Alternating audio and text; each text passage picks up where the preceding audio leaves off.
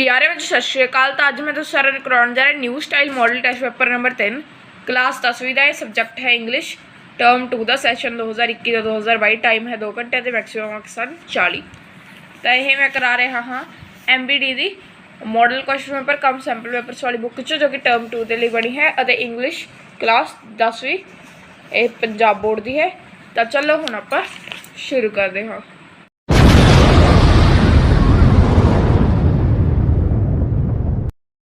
तो सब तो पहला है section A reading skills.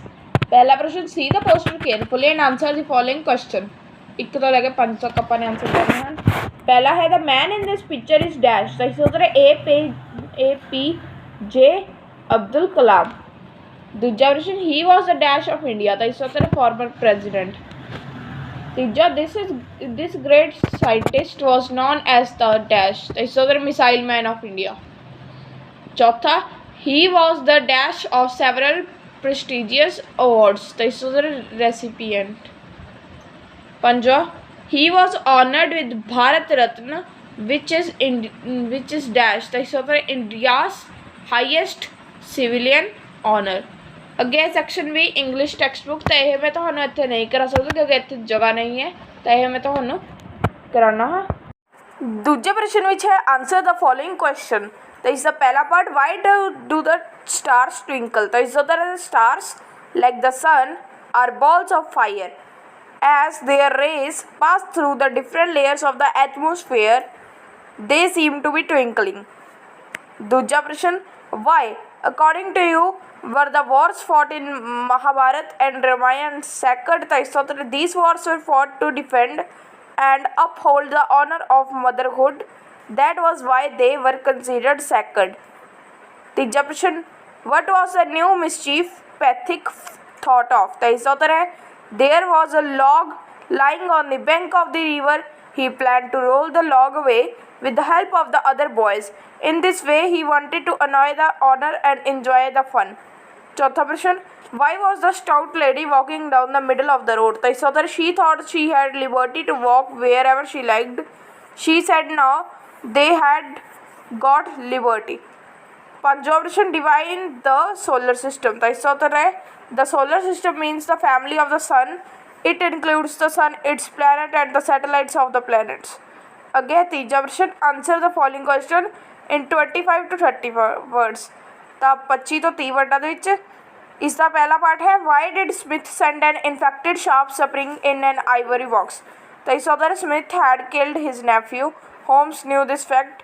He was gathering evidence to prove it. That was why Smith sent him an infected spring to kill him. दूजा what did one women say in defence of rural life. What was the counter argument. तो इसका उत्तर she said that rural life could be rough but it was free from anxiety. Villagers might never grow rich but they always had enough to eat. But the other women boasted of the town life। तीसरा part is the what happened to sausage when he tried duck diving the first time। So the sausage had to remove his glasses for diving. He could not see properly inside the water. Instead of the brick he brought out an old tin box from the bottom। चौथा प्रश्न यानी चौथा part Pahom listen to the women's chatter.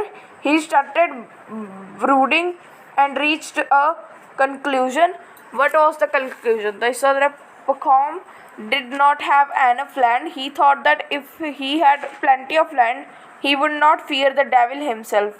He decided to buy some more land. अगे चौथा प्रश्न attempt the following. तो attempt the following के अपन दो प्रश्न दिते गए हैं एक उपर वाला तो एक नीचे वाला। अपने उन्होंने एक अटैम्प्ट करना मैं दोनों ही कराँगा पर एक मैं इत्थे कर रहा एक मैं उस बुक के कराँगा। तो यह वाला प्रश्न है what does the poet desire for his country. तो इसका उत्तर है the poet wants his country to be a true haven of freedom. He wants that knowledge should be free in his country. People should be broad minded. They should follow truth and reason. They should be self respecting. तो यही तो मैं करवा दिता है। इसकी जगह जो आप प्रश्न कर सकते सी वो सी यह वाला। Read the following stanza and answer any 2 question. He got the stag his claw fell like a giant club On neck and antler both were crushed. Now Sher is gone, not anymore do people fear his dreaded spoor. Pug marked on the forest floor. पहला, how did the tiger attack the stag? तो इस उत्तर है he fell upon the stag and caught it. दूजा, how does the poet describe the tiger's claw? तो इस उत्तर है he calls it a giant club. Teeja, why are people no longer afraid of the tiger scent? तो इसका उत्तर है people are no longer afraid of the tiger scent because no pug marks are seen on the floor of forest. अगे section C vocabulary. इस पांचवा प्रश्न का पहला part fill in the blanks choosing the correct word. Apply the dash to stop the car. Brake या brake तो देखो एक तो हमें ब्रेक गड्डी वाला तो एक होंगे ब्रेक यानी एक ब्रेक होंगे रोकण वाला और एक ब्रेक होंगे कि आप एक छोटा सा ब्रेक ले लीए आप थोड़ी देर रुक के आराम कर लीए तो इस आएगा जो गड्डी नूं रोकण वाला ब्रेक होंदा है तो BRAKE. अगे है दूजा प्रश्न use the given item in a sentence with flying colours तो यह याद आएगा he passed the test with flying colours. अगे आप करते हैं section D translation grammar and composition. तो सब तो पहले 6वें प्रश्न का पहला part translate any 2 of the following sentences into Punjabi और हिंदी. पहला, the history of this great land is full of examples तो इस उधर इस महान धरती का इतिहास मिसालां नाल भरिया होया है. दूजा, we have got liberty now तो इसका उत्तर है सानू हुण आज़ादी मिल गई है. तीजा, in reality our sun itself is a star तो इस उधर असल में साडा सूरज अपने आप ही एक सितारा है. B, translate any 2 of the following sentences into English तो पहला उसनू बोलन दिओ तो इसका उत्तर है लेट हिम स्पीक. दूजा, वह कितना मासूम लगता है तो इसका उत्तर है हाउ इनोसेंट ही लुक्स. तीजा, जिंदगी फुल्लां दी सेज नहीं होंगी तो इसका उत्तर है life is not a bed of flowers. 7वां प्रश्न डू एज डायरेक्टेड. पहला, fill in the blank using a suitable modal from the bracket. Dash you please help me with this. Would या शुड तो देखो वुड या should तो इसका उत्तर है वुड. दूजा, fill in the blank using suitable sentence character. Dash he dash his brother has stolen my book तो इसका उत्तर है ईदर और. तीजा, change the following into indirect speech तो इसका उत्तर the doctor said to me what can I do for you तो इसका उत्तर है the doctor asked me what he could do for me. चौथा, rewrite the following sentence using past continuous tense.